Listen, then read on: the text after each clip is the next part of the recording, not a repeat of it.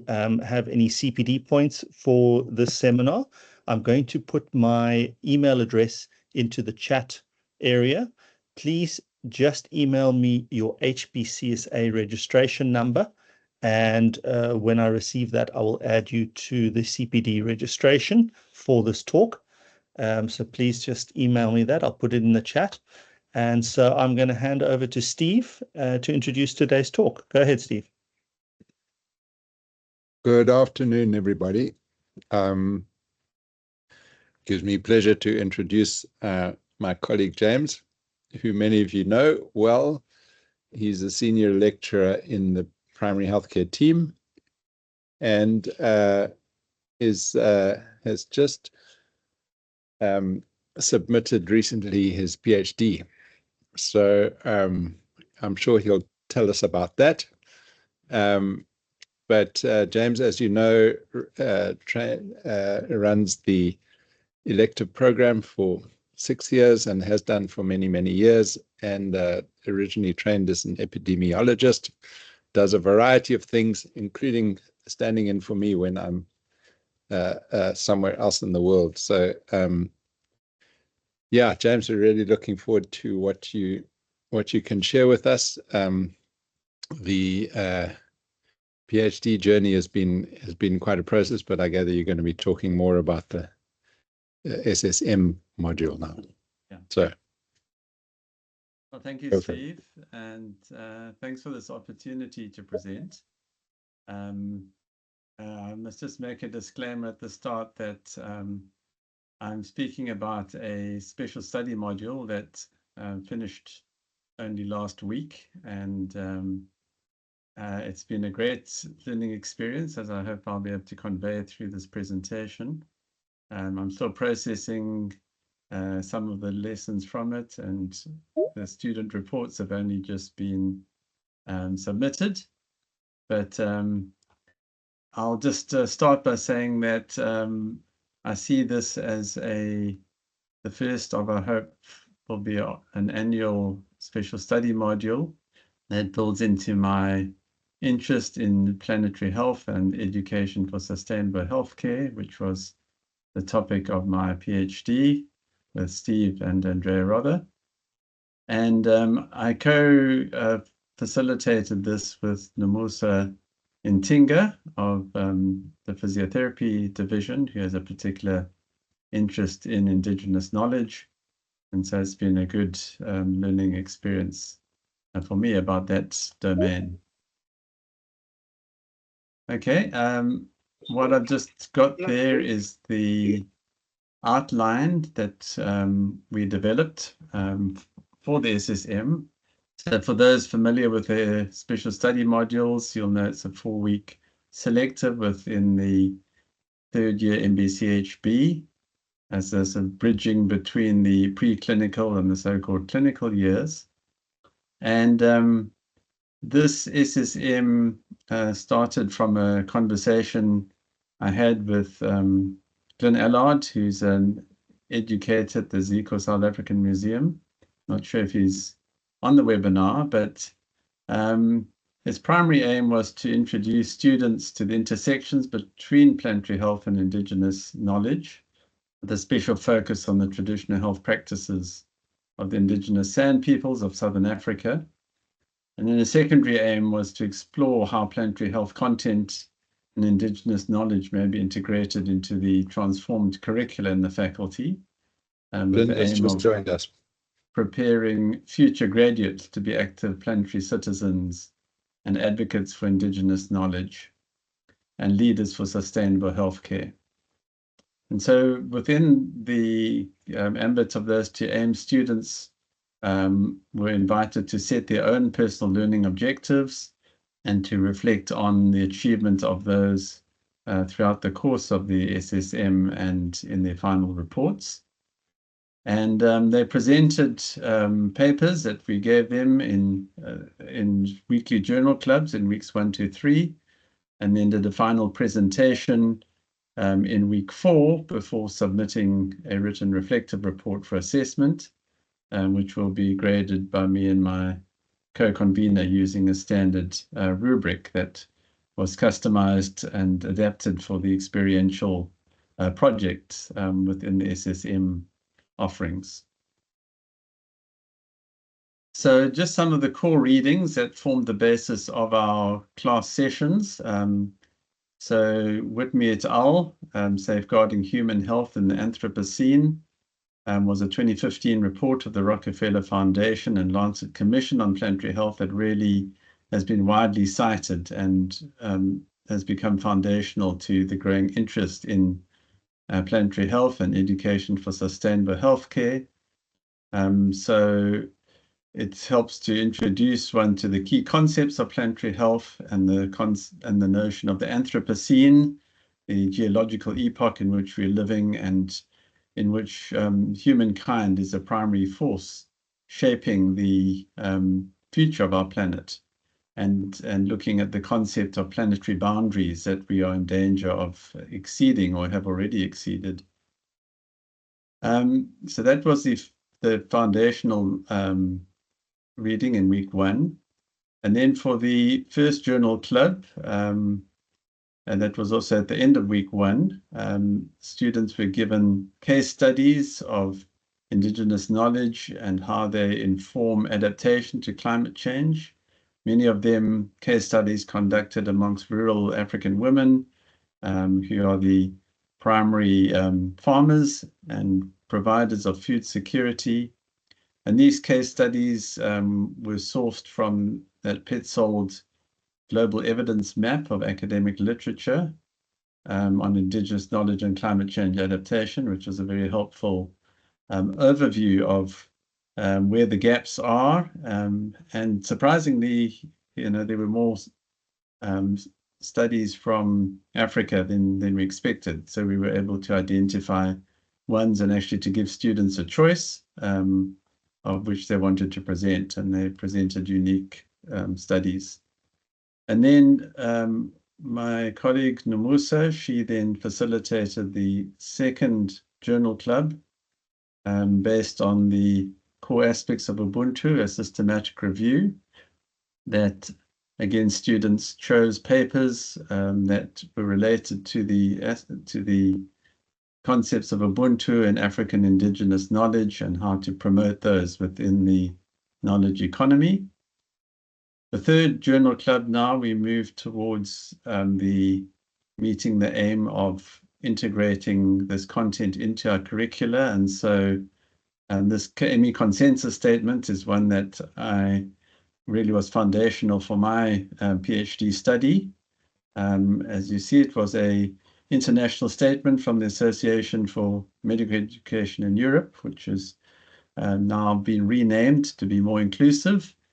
And it helped to identify sample learning objectives and activities and assessments. And many of those have informed global examples of such curricula. And so using a Lancet special issue on education for sustainable healthcare, again, we were able to give students papers to choose from where they shared the examples and what they gained from those. And then the final core reading was this chapter on African traditional medicine, South African perspective, which helped to prepare them for a site visit to an Indigenous herbal medicine nursery in their week 3, which again formed part of their reflection. And I'll say more about that.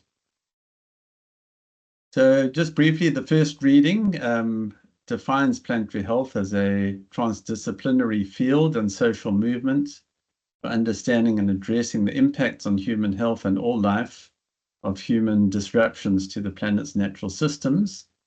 And this definition encompasses the many ways in which the environment can affect health, such as the impact of climate change, pollution, biodiversity shifts, and land use changes on the epidemiology of vector-borne diseases, mental illness, and heat and air pollution-related mortality, among others.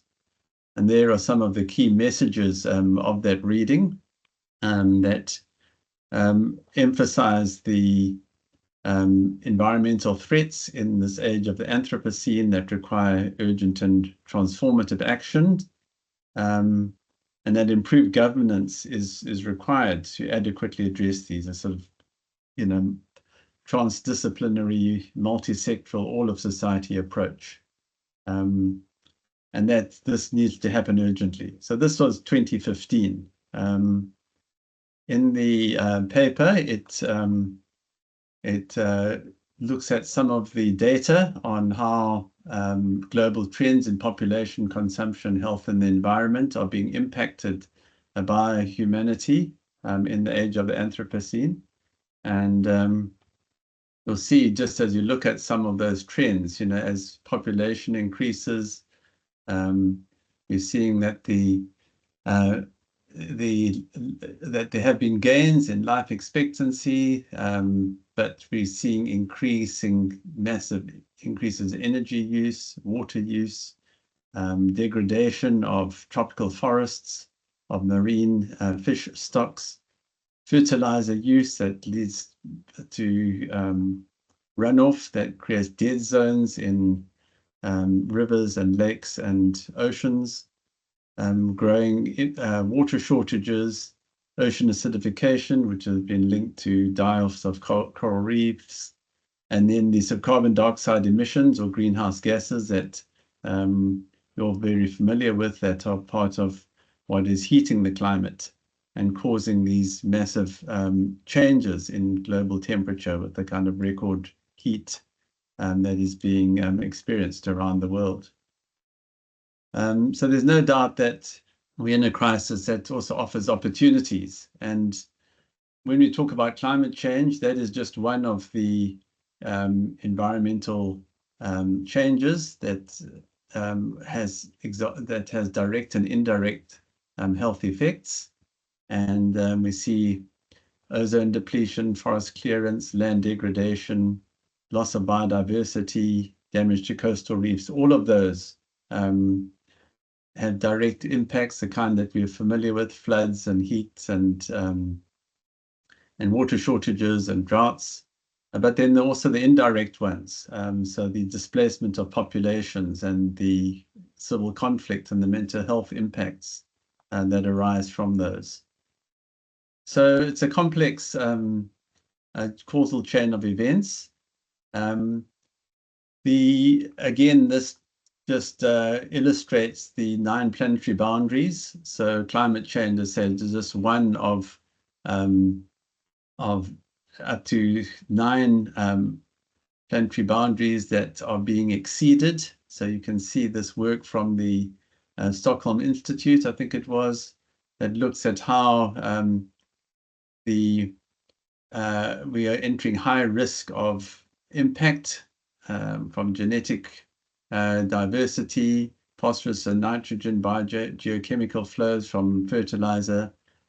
And the black stippling there represents the role of agriculture, which we might not often think of. We often think of maybe industry and transport, but the global agricultural system, how our food is produced and delivered to us, has massive impacts. And so part of the solutions are, how do we transition to a more planet-friendly diet and agricultural system?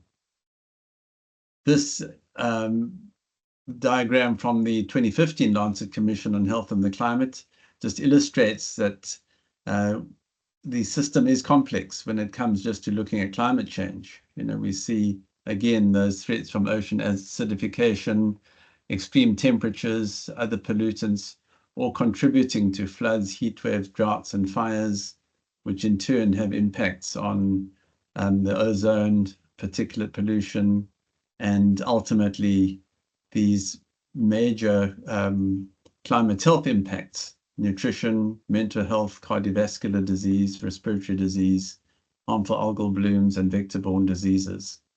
And all of those can be mediated by these factors. So where there's greater habitat loss and poverty and mass migration and violent conflict and poor social determinants of health, obviously the impacts are going to be more severe. That's also illustrated in this diagram from the same report that, again, looks at the direct and indirect effects and how these social dynamics can be used to lessen those impacts. So having societies where people's general health status and socioeconomic status and greater social capital and public health infrastructure can help to guard against these health impacts. And so that's where the role of health professionals, along with other society actors, are really so important.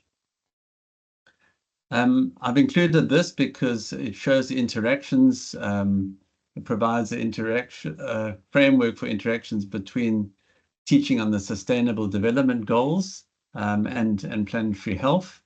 And it's suggested that the concept of planetary health can provide the necessary coherence for the overarching statement for the Sustainable Developing Goals by integrating the aim of sustained improvements in human health and well-being with the preservation of key natural systems, supported by good governance and appropriate policies. And so this framework that you see on the right squares quite well with this health map, which I've often used in my teaching, which looks at how, as you move outwards from the determinants of health, of lifestyle and community and economy, to the built and natural environment and the global ecosystem, those can be correlated with the way in which the Sustainable Development Goals have been grouped in the framework on the right. And so when it comes to the role of universities for facilitating education for the Sustainable Development Goals, we can see what I've highlighted there, that let me just zoom in on that so you can just see there a bit. So I've just highlighted some of the SDGs that relate to the role of education, so ensuring inclusive and equitable education, sustainable consumption and production patterns, and urgent action to combat climate change. But it's clear from this these targets for 2030 from the AMI consensus statement that educational institutions have an important role to play in all of these three goals, and that there are specific indicators that we can use for looking at the extent to which global citizenship education and education for sustainable development are mainstreamed in our national education policies and curricula and teacher education and student assessment. And that is something that we as a faculty are starting to look at quite seriously. So then the next reading was Teaching Skills for Sustainable Healthcare. So this is where we helped our students understand the role of clinical practice in contributing to the climate crisis, that they have a dual role to not only protect public health from planetary degradation and climate change, but also to try and mitigate the impact of the healthcare system. And so we think of the waste, the anesthetic gases, the huge energy footprint of tertiary and secondary facilities, particularly water, disposable products, pharmaceuticals and chemicals, and the procurement of those goods and services. And that has a huge environmental impact. And so it's because of this recognition of the harm that the healthcare system itself is doing, that Healthcare Without Harm came up with these 10 goals of the Global Green and Healthy Hospitals Agenda over a decade ago, which help health facilities, including many in South Africa, to target these goals around chemicals, waste, energy, water, transport, etc., using very measurable interventions. And in fact, we've recently had a presentation from the former sustainability manager at George Hospital, which has been a leader amongst the global green healthy hospitals in South Africa for minimizing its impact through some very strategic interventions.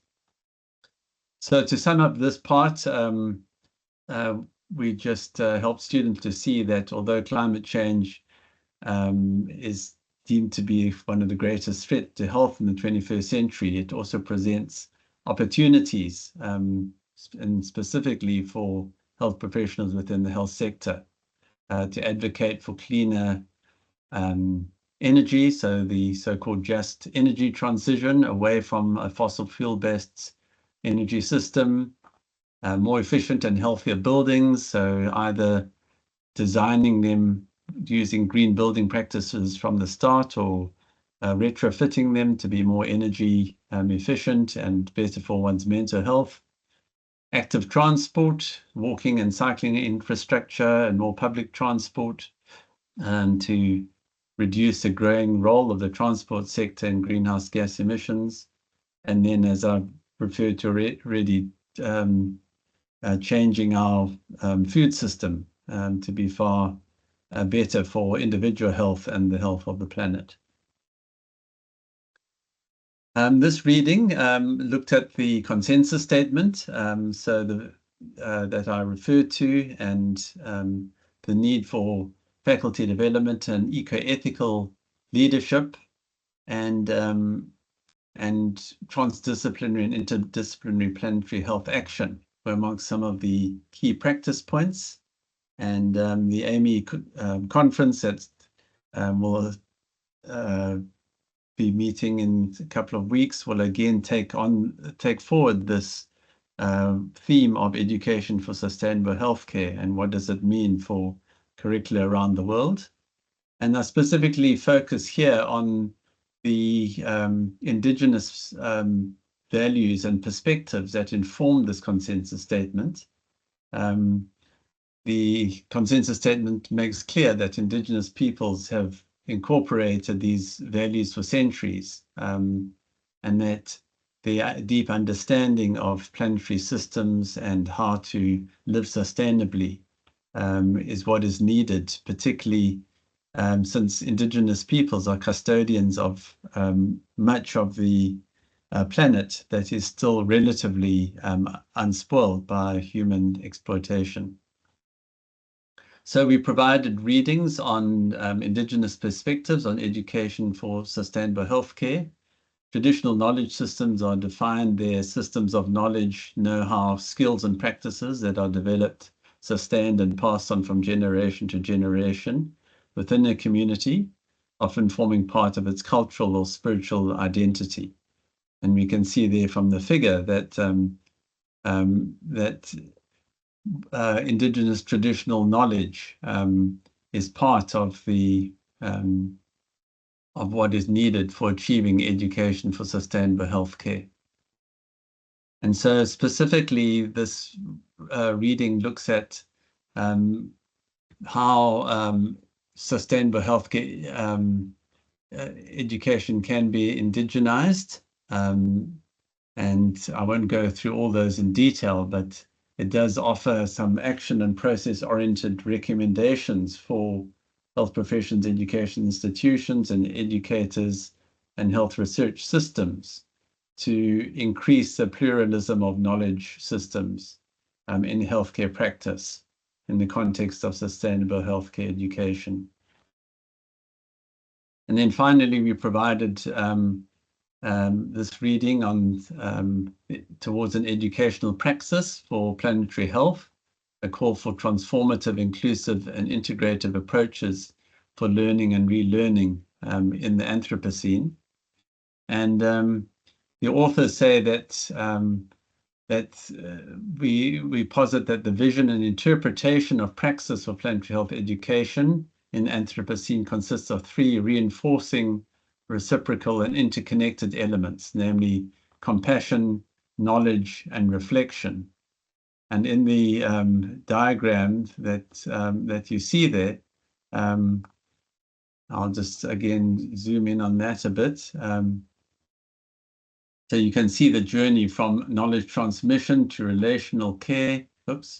The the journey from hegemony to inclusivity, from anthropocentric to ecocentric, from universities to pluriversities, from hierarchical practices to communities of practice. And so this is where we now come to our SSM, which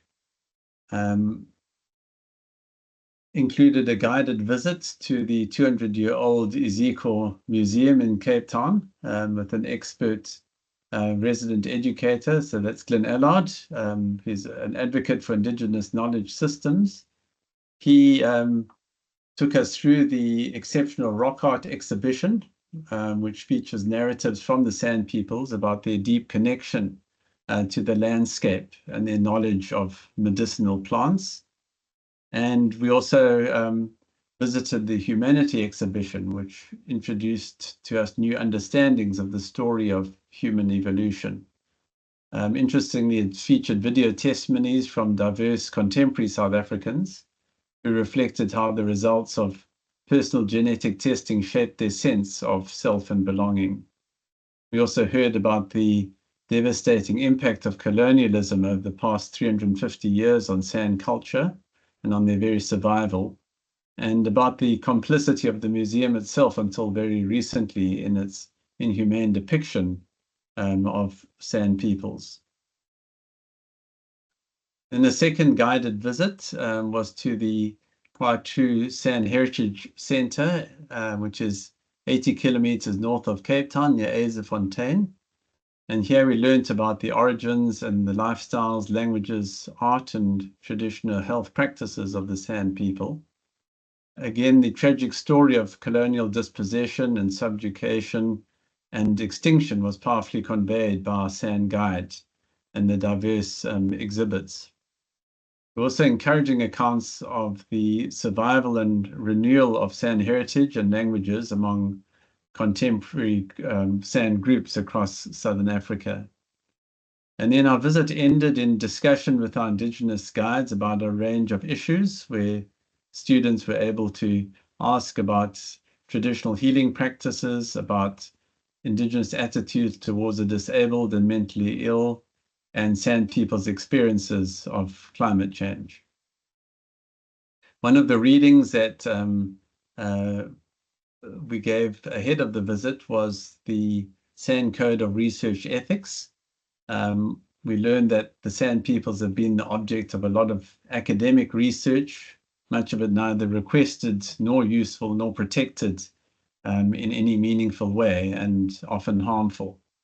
And so the Code of Research Ethics, which was published in 2017, requires all researchers of Sand communities to commit to 4 central values, namely fairness, respect, care, and honesty, and the simple process of community approval.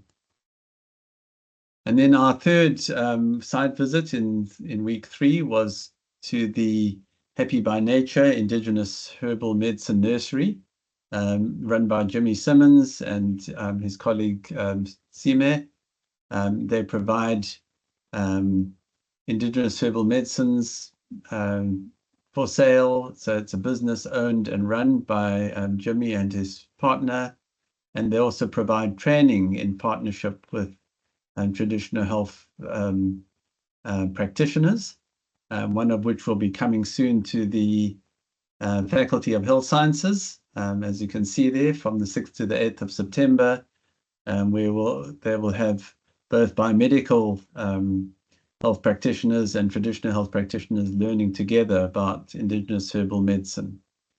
And as a prelude to that, last week with Sarah's second year class and some of my SSM students and other passers-by, we did some planting of these Indigenous herbs in the Francis Ames Quad, and that space will be used during the foundation course to begin each day with a time of reflection. And then just moving to the presentations that my students gave in their final week. Part of it was a proposal for a component of Indigenous knowledge and planetary health within the MBChB. So the first group presented the spiral integration into the MBChB 1 to 6. And what they've done here is to take a planetary health course template that I adapted from the Planetary Health Alliance, and to, across each year, to spiral a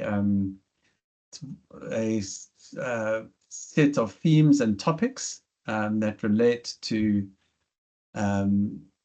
climate change, biodiversity shifts, global pollution, natural disasters. So those 9 ecosystem transformations that the Planetary Health Alliance has identified as organizing themes, as well as up to 5 health impacts. So by building on the knowledge from each preceding year, and with clear course topics presented by both public health practitioners, Indigenous practitioners, museum guides, surgeons, they suggest that we can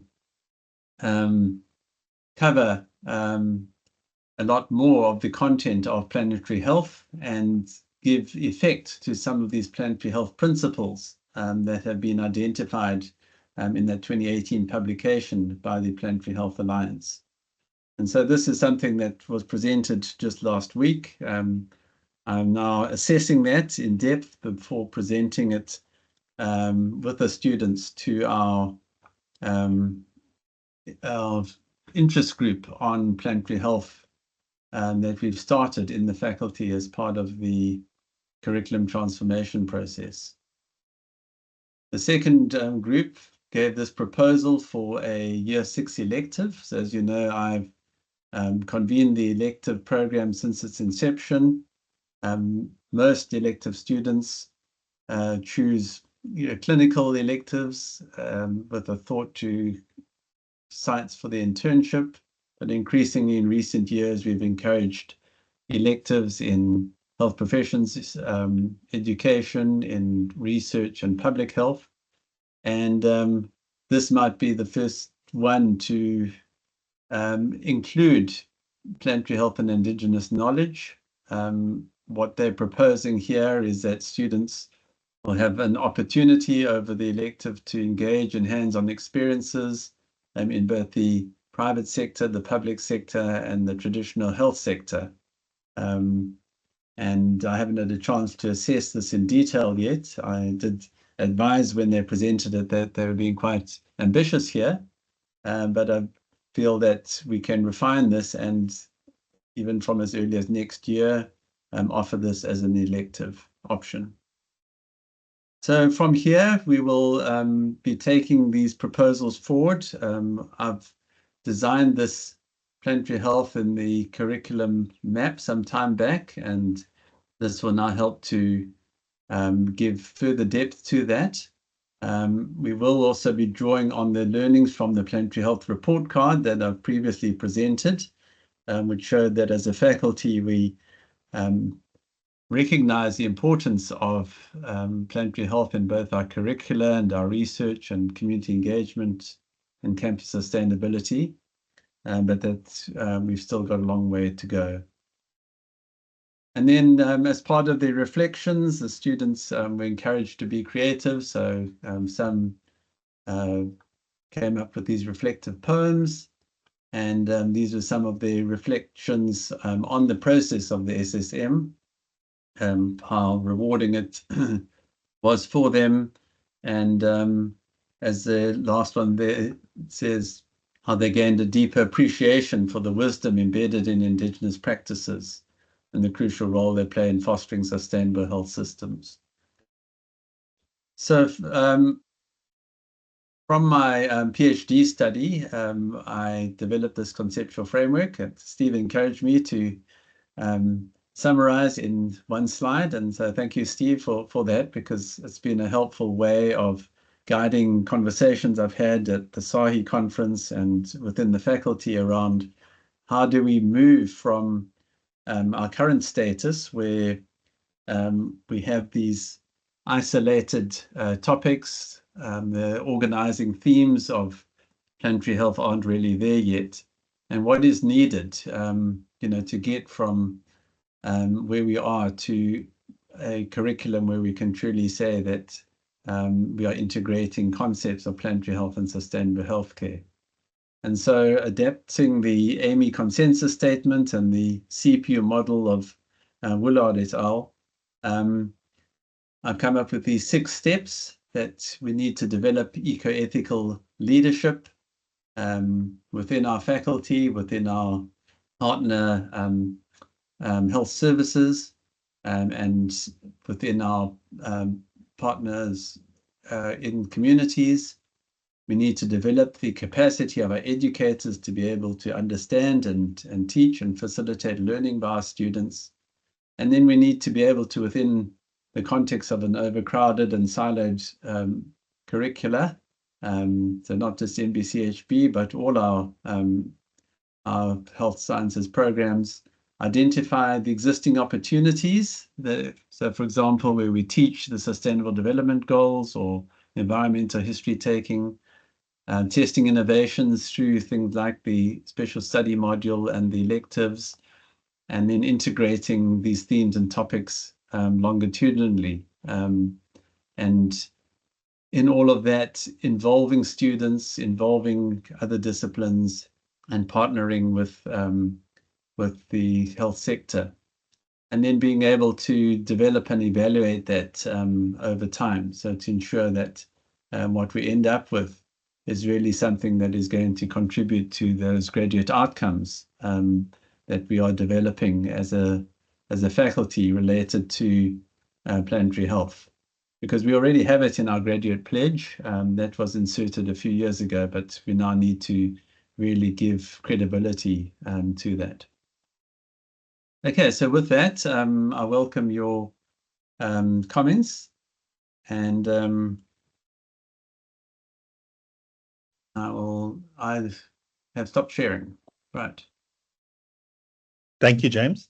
And I think everyone is probably unanimously of the opinion that your introduction of this curriculum is both fascinating and welcome, and hopefully will stimulate a lot of change in terms of the medical students' thinking and their approach to healthcare, and a more holism approach and more in-depth thinking when it relates to how people can improve their health. I'd like to open the floor to questions, but I'd like to ask the first question, James, and that is, I'm wholly behind your project, and I think it's a fantastic project, but at the same time, I'm pessimistic in terms of how big an impact education can have, and particularly educating our medical students when we look at the realities of what the social determinants of health actually are and how they change. And it seems that no matter how much we educate and advocate, it really comes down to the nuts and bolts of politics and money. And we see that in South Africa when it comes to our own emissions. I mean, South Africa now has become one of the top 15 emitters globally of greenhouse gases. 80% of our electricity is still generated by burning coal. We had a flue failure in the plant in Middelburg, and it was given a concession to emit noxious and harmful gases for a period of time as to be still undetermined until they can fix that sulfur reducing flue pipe. And in the meantime, the communities in and around Middelburg are exposed to very harmful emissions from that power station.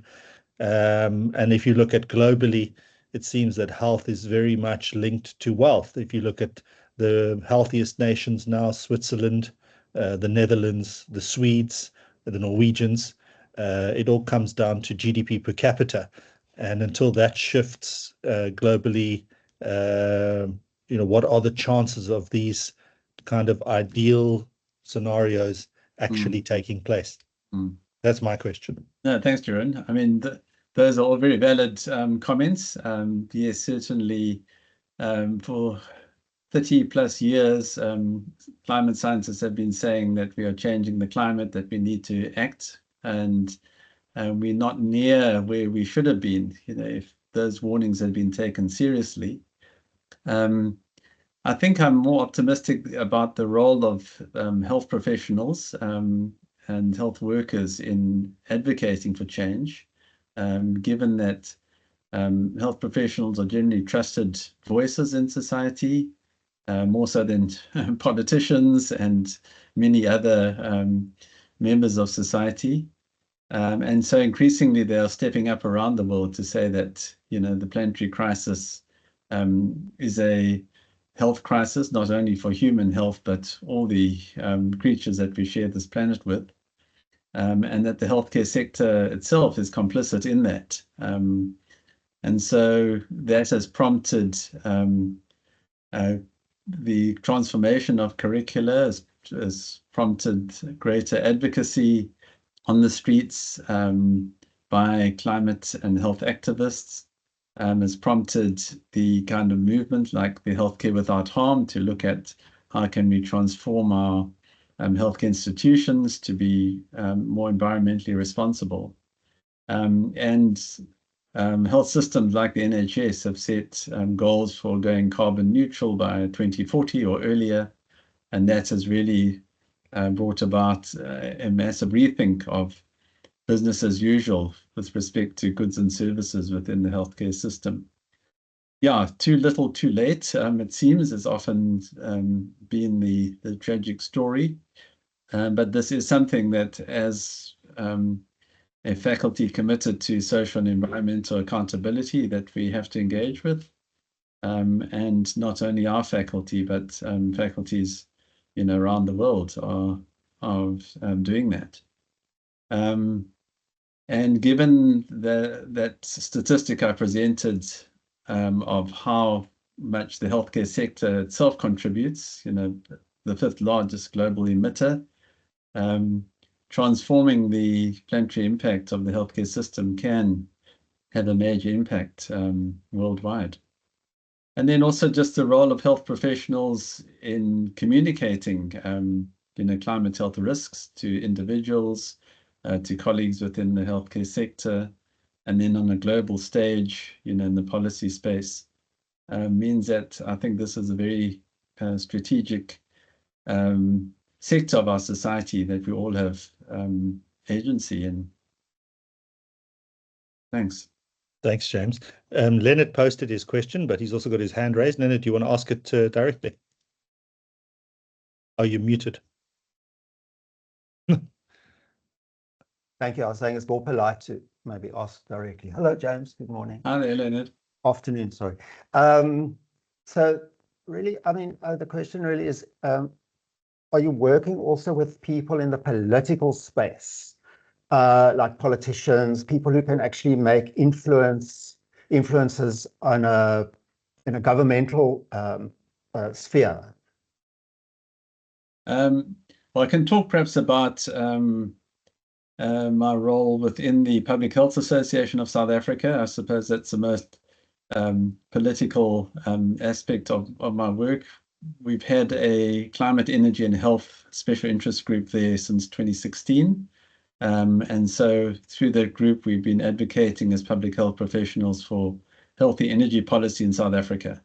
So we've commented on some of the just transition policies and the nationally determined contributions, which is South Africa's commitments to the global climate targets. We a small group within a association that is not the most prominent always, and so we found teaming up with the Centre for Environmental Rights and Groundwork, which are environmental justice and environmental rights organizations, has really helped to amplify our call. Yeah, so in the energy space, definitely that's where we engage the most. I'm also on the National Climate Change and Health Steering Committee, and that is looking at updating our climate change and health adaptation plan, and also looking at within the South African Association of Health Educationalists, how can we start to change our core competencies for graduates through the Health Professions Council of South Africa. And that's something that's still in its early stages, but something that has to happen for this to become mainstreamed across all our faculties. So yeah, so in summary, working in the climate, energy, and health space with the National Department of Health and the Department of Environmental Affairs, and then through the association, it's the SAHI Association of Health Educationalists with the HBCSA. Yeah, Those are some examples. Yeah, that's a lot. That's highly integrated. So yeah. Thanks, Leonard. Thanks. Thank you. Does anybody else have a question? Because I've got another question. If nobody else wants to raise their hand, doesn't look like anybody has. So maybe I'll just go ahead. James,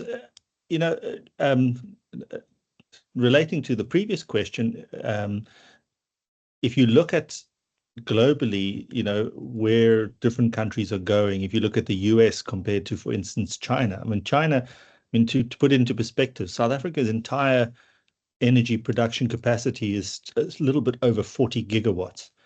And by the end of this year, China will have installed 1,200 gigawatts of renewable energy. And that is, what is that in terms of, how does that relate to South Africa in terms of scale? 40 into 1,200, many fold higher than South Africa's total energy capacity. And, if you look at also China as an economy and as a country in terms of its social development, and compare it to India, where India has a rampant birth rate at the moment. They currently, I don't know if they're already the most populous nation or very close to it, and not slowing down at any point in time. And that has increased, I think, levels of poverty and I think maybe hampered growth, versus China, who put in place their one-child policy decades ago, have, by implementing that and having such sort of enforced rules that have basically accelerated their social development. What are your thoughts in terms of the doing that and having basically a benevolent dictatorship that ends up 30 years later enriching and improving the lives of over 1 billion people, versus the rights of those individuals and how those rights have been effectively trampled on it during that period? What are your thoughts around that? And which one should supersede? The rights of the individual to have the right to have as many children as they like and to do as they please, or the rights of a nation as a whole and their best interests? Sure. I'm not sure. I think I'll just focus on the right to a healthy environment that is in our constitution, and that right has often been ignored, superseded by the interests of the corporate polluters. We see it most starkly in, for example, the Mpumalanga Highveld area, where all our coal-fired power stations are located. And we've known for decades that the communities there are most at risk. They can't even afford the electricity that is being produced there. And yet very little has been done to mitigate the impact, despite over a decade of recognition of a special priority area for air pollution. Eskom says they can't afford to clean up the emissions, and they've ignored calls to do so. And so those communities continue to bear now not only the impact of the health pollution, but also growing exclusion from the transition towards a more renewable energy industry. And And so the whole concept of the just transition is saying that, we need to include those communities most affected in negotiating what kind of energy future we're going to have, and how can their livelihoods be preserved. How can they be part of the renewable energy transformation that and revolution that is happening? Yeah, so I think as South Africans, we have a great constitution. The fact that the right to a healthy environment is recognized is really advanced, but we need to have guardians for those rights that include the communities most impacted. And so for us as academics within academic institutions, it means partnerships with those working with such communities and helping our graduates to understand, those environmental determinants of health. If they go and work in Mpumalanga or go and work in the coal fields of northern KwaZulu-Natal, they're going to see the impacts of those very starkly. Thanks, James. Does anybody else have a question?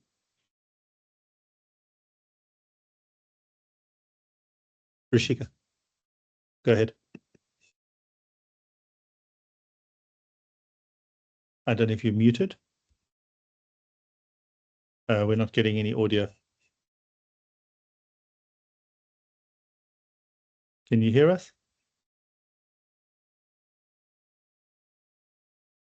Perhaps just message us in the chat. In the meantime, Klaus said he agrees. This is an excellent example of the value of the SSM projects in strengthening the curriculum.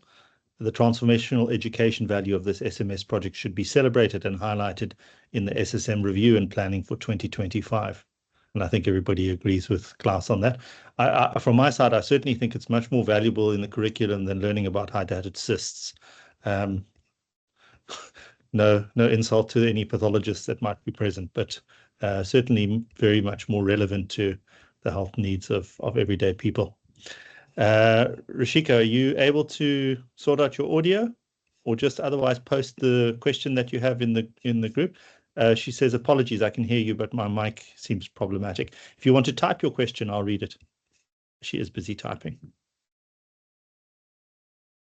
James, while we're waiting for Rishika's question, I think what you were talking about earlier on, I mean, I in South Africa, I mean, I certainly see, Steve's got his hand up. Don't let me go over Steve then. Sorry, Steve, I didn't see your hand. You want to go ahead? It's fine. I just wanted to discuss, I suppose, but we haven't got much time, the dilemma that James addressed in his last slide of students training for a clinical career and seeing the big picture as outside of their area of responsibility. And we have this recurrent problem with getting across concepts of public health, primary health care, social determinants of health. People very readily throw up their hands and say, well, that's not my problem. That's some politician out there's problem, and there's nothing I can do about it. And so the challenge here is to put it on everybody's agenda, every single citizen of this country. But particularly, and James makes the case for health professionals having quite a strong influence in the communities that they serve. People listen to what doctors say and take them seriously, and I think there's that component. But it is the challenge we face, particularly with, I give a lecture called The Big Picture, and to first or second years, and you see their sort of eyes glaze over, because they're there to learn the anatomy and the biochemistry, and they see that as their role right from year one. So addressing that with the conceptual framework, I think, was a really important step in the process. And we haven't got time for a discussion, but I'm glad you highlighted that at the end there, James. Thank you, Steve. Rashika's question has come through. It says, thanks, James. My question in your discussion with the National Department of Health, were any low-hanging fruits identified in terms of implementing health system changes to achieve some of your collective goals, RE, rational prescribing, locally sourced pharmaceuticals, etc.? Well, I can just report that the Western Cape government, they've really taken the agenda of healthcare without harm, the Global Green Healthy Hospitals, quite seriously. They had a whole conference, I think it was June last year, where they reported on progress. I mentioned George as an example, where waste recycling and separation has really been a low-hanging fruit, and being able to make the business case for it as well. So that's something that is important, that hospital administrators and health systems always want to know, does this make economic sense? And if you can, show that it's saving you money as well as saving the planet and local ecosystems, and you've got a win-win-win there. Certainly in terms of water savings, Day Zero taught us, the importance of water saving, load shedding, the importance of energy efficiency. And so we're starting to see those principles coming into new hospitals being designed with far greater attention to green building principles. And then looking at food, that is a big one. So how sustainable are the food options? One could look at having food gardens, producing food much closer to the health centers. One could also look at far more efficient use of transport. And then one aspect of advocacy that a colleague in surgery has been involved in is looking at reuse of surgical supplies and devices. We've gone from safe sterilization and reuse to the single-use wastage, and that is so in your face whenever you're in surgery. And a lot of it is driven by commercial interests. And so part of the advocacy, and we wrote an open letter to the SMJ about this, is challenging SAHPRA's, that's the South African Health Product Regulatory Authority's guidelines on the safe use of surgical devices. And so that's it's been a frustratingly slow journey. I think John has been on their case for at least 4 or 5 years now. But, if you can change those guidelines, that would immediately start to drive the demand for safe reuse. And you would start to get manufacturers in offering more sustainable options. At the local health center level, I think being able to ensure that energy efficiency, water saving, options for people to walk or cycle safely within those neighborhoods, those for me would be some of the things that local health activists can do in partnership with community-based organizations. Thank you, James. I'm all for the last 2 sentences there in terms of cycle commuting and improving those. It's pity, and sometimes it just falls on deaf ears. I think I've on social media engaged with the mayor a number of times about the hazards of the route from Hout Bay to the rest of the southern suburbs, because there's no verge, and it's an extremely dangerous, and it completely makes people not want to commute at all. And I just never receive a response, just complete stonewalling. And even when I highlight the lack of response, there's just more stonewalling. So We need more, like you've pointed out, Steve. We need more of us to have a direct link to government, like Carl LaRue, who's now in Parliament. So I think you have to get in touch with, have some sort of influence. Anyway, thank you very much, James, and that was a very thought-provoking and great presentation, and very appreciated. And thanks for all the work you're doing. We're going to wrap up there as we're out of time, and wish you all a very good afternoon. Thank you. Bye-bye, everybody. Thanks, James. Bye.